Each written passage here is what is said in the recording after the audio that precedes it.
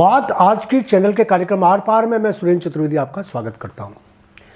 दोस्तों, सुरेश रावत और वासुदेव देवनानी के सामने नैतिक चुनौतियां हैं। अजमेर और राजस्थान के बीच उनको तालमेल बनाना होगा।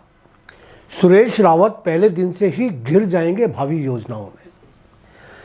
मित्रों, अजमेर के मुकद्दर में जल संसाधन विभाग फिर आ गया। यह सुखद संयोग ही है कि पूर्व में अजमेर का ही प्रतिनिधित्व करने वाले कद्दावर मंत्री सांवरलाल जाट 2 बार कैबिनेट मंत्री रहते हुए इसी विभाग का दायित्व संभाल चुके हैं।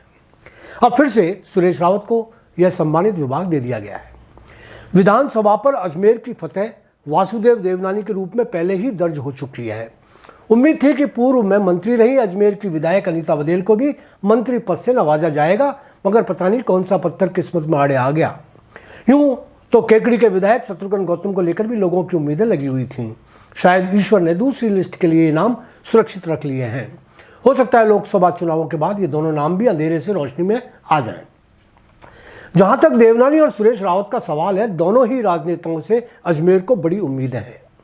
देवनानी और सुरेश रावत दोनों ही का विगत कार्यकाल विधायक होने के बावजूद कोई खास कमाल दिखाने वाला नहीं रहा।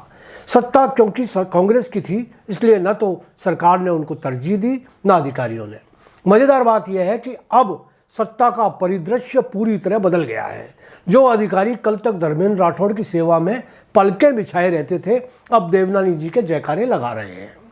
यहाँ अचानक मुझे याद आया कि कुछ महीनों पहले जब देवनानी जी एक पुलिस अधिकारी के चैम्बर में अपने कार्यकर्ताओं के साथ ज्ञापन देने गए थे, तब जरा लहजा ऊंचा होने पर अधिकारी महोदय ने नीची आवाज में बात करने की हिदायत दे डाली थी। तब खून का घूंट पीकर देवनानी जी को चुप हो जाना पड़ा था। अब हालात पूरी तरह से बदल चुके हैं। वही देवनानी जी बादशाह के अंदाज में सर्किट हाउस में अधिकारियों की बैठक ले रहे हैं। उनको समयबद्ध कार्य आदेश दिए जा रहे हैं। अधिकारी जो हुक्म मेरे आका की मुद्रा में बदले तेवरों को समझ रहे हैं और दिए गए आदेशों की अनुपालना भी तुरंत करते दिखाई दे रहे हैं। यह तय है कि आने वाले समय में जिला प्रशासन पूरी तरह बदला जाएगा। जिनको देवनानी जी की आवाज़ बहुत ऊंची लग रही थी, वह राजस्थान में कहीं भी चले जाएं, उनको यही आवाज़ कर्णप्रिय महसूस करनी पड़ेगी। देवनानी जी को यद्यपि विधानसभा अध्यक्ष पद की गरिमा के अनुकूल फूक फूक कर कदम उठाने पड़ेंगे, मगर विवेकपूर्ण तरीके से वह अधिकारियों से जनित के सारे काम करवा ही लेंगे। यहाँ उनको व्यक्तिगत सलाह देना चाहता हूँ। अजमेर की आम जनता को इस बार उनसे बहुत उम्मीदें हैं। संवैधानिक गरिमा अपनी जगह है। ऐसे में उनको अपने प्रतिभाशाली पुत्र या किसी अन्य जिम्मेदार व्यक्ति को जनता की व्यथा सुनने के लिए तैनात करना होगा। यह तय है कि आने वाले समय में देवनानी जी की उपलब्धता इतनी आसान नहीं होगी। उनकी जिम्मेदारियों के कारण उनको हर छोटी मोटी जन समस्या के लिए किसी और जिम्मेदार व्यक्ति को अजमेर में रखना होगा। ऐसा व्यक्ति जो विधायक बले वाले सारे कर्तव्यों का पालन कर सके। इधर सुरेश रावत के लिए भी मेरी यही हिदायत है। वे कैबिनेट मंत्री बनाए गए और उनका मंत्रालय भी बहुत संवेदनशील और जनता से जुड़ा है।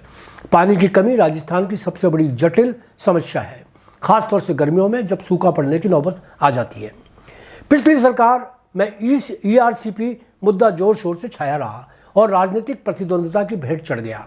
अब जबकि राजस्थान में डबल इंजन की सरकार है, तो अब ERCP योजना लागू करवाना सुरेश रावत का सबसे पहला और मुख्य मुद्दा होना चाहिए। अजमेर का जहां तक सवाल है, पानी हमेशा जन आंदोलन का विषय रहा है। पिछले कार्यकाल में जब भाजपा विपक्ष में थी, तब सबसे ज्यादा आंदोलन राज्य में पानी को लेकर हुआ। शहरों और गांवों में पेयजल आपूर्ति हमेशा संकट में रही है। रावत के लिए सबसे बड़ी चुनौती रहेगी। अजमेर, भीलवाड़ा, जयपुर और टोंक की भागीरथी कहे जाने वाली बनास चंबल को ग्रिड बनाकर जोड़ने की जरूरत बरसों से महसूस की जाती रही है। यदि सुरेश रावत अपने पूरे कार्यकाल में सिर्फ चंबल अपलिफ्ट योजना को ही अमली जामा पहना देते हैं, तो यह निश्चित रूप से वह सर्वमान्य नेता हो जाएंगे। यह योजना ओंकार सिंह लखावत की परिकल्पना है। यदि बीसलपुर योजना के साथ ही चंबल अपलिफ्ट योजना पर काम हो जाता, तो आज लगभग 10 जिलों में पानी की कोई कमी नहीं रहती। सुरेश रावत के लिए दूसरी बड़ी चुनौती बीसलपुर की सीमेंटेड पाइपलाइंस हैं, जो कई बरस पहले ही अनुपयोगी हो गई थीं। उनकी अवधि पार हुए 10 बरस हो चुके हैं। इनकी जगह तुरंत स्टील पाइपलाइन डाली जानी है। करोड़ों के इस काम में कई बरस लगने हैं। सुरेश रावत को इसके लिए चार्ज लेने के बाद पहली प्राथमिकता से योजनाबद्ध काम शुरू करवाना होगा। सुरेश रावत विधानसभा के सबसे युवा कैबिनेट मंत्री हैं। उनके काम करने की ललक और योग्यता दोनों हैं। उनके सामने खुला आसमान है और अजमेर के लोगों को उनसे बड़ी उम्मीदें हैं। देखना होगा कि वह उम्मीदों पर कितना खरा उतरते हैं। आज इतना ही, धन्यवाद।